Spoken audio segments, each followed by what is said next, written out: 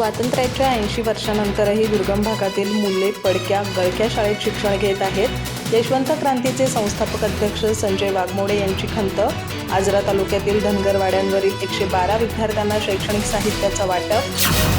स्वातंत्र्य मिळून 80 वर्ष पूर्ण झाली तरी आजही दुर्गम भागातील मुले पडक्या आणि गळक्या शाळांमध्ये बसून शिक्षण घेत आहेत।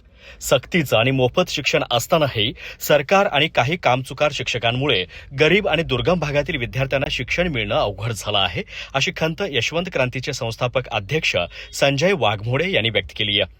आजरा तालुक्यातील विद्यामंदिर चितळे धनगरवाडा येथे एक वही समाज बांधवांसाठी या उपक्रमांतर्गत दऱ्याखोऱ्यांमध्ये राहणाऱ्या समाज बांधवांच्या मुलांसाठी शैक्षणिक साहित्य वाटप कार्यक्रम आयोजित करण्यात आला होता। यावेळी ते बोलत होते। आजरा तालुक्यातील आवंडी क्रमांक 1 आणि 2 मोरेश्वर धनगरवाडा, चितळे धनगरवाडा आणि धनगरवाड्यांवरील 112 विद्यार्थ्यांना गरजेनुसार शैक्षणिक साहित्याचं वाटप करण्यात आलं। वाघमोडे म्हणाले, दुर्गम भागातील अनेक शाळांच्या इमारतींना गळती लागली आहे। काही शाळांच्या इमारतींच्या स्लॅबचे प्लास्टर कोसळण्याची शक्यता असून त्यामुळे विद्यार्थ्यांच्या जीवाला धोका निर्माण होऊ शकतो। पावसाळ्यात शाळेत पाणी साचत असल्याने त्याच पाण्यात बसून विद्यार्थ्यांना शिक्षण घ्यावं लागतं।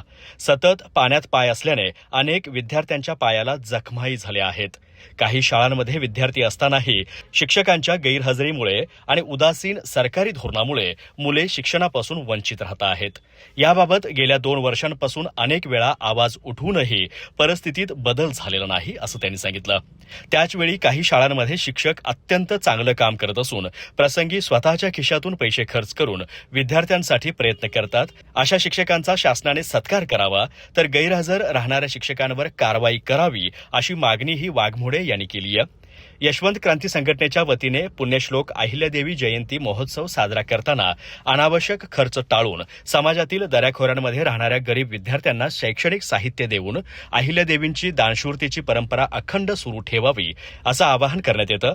या उपक्रमातून जमा झालेले शैक्षणिक साहित्य दरवर्षी दुर्गम भागातील शेकडो विद्यार्थ्यांना वाटप केलं जातं।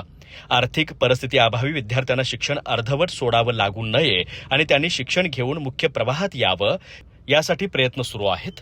हा उपक्रम गेल्या 14 वर्षांपासून अखंड सुरू असल्याचं वाघमोडे यांनी सांगितलं। कार्यक्रमास सकाळचे पत्रकार रणजित कालेकर, यशवंत क्रांतीचे जगन्नाथ कोकरे, शाळा व्यवस्थापन समितीचे रामराव जानबाग एडगे, गोविंद देहू कस्तुरे, बयाजी विठोबा कस्तुरे, पूजा यमाजी कस्तुरे, सुगंधा नवलू कस्तुरे, वंदना यमाजी कस्तुरे, यमाजी रामू कस्तुरे, जानोजी नवलू कस्तुरे, सुनीता बिरुदेव कस्तुरे, भाग्यश्री भिवाजी कस्तुरे आदी उपस्थित होते।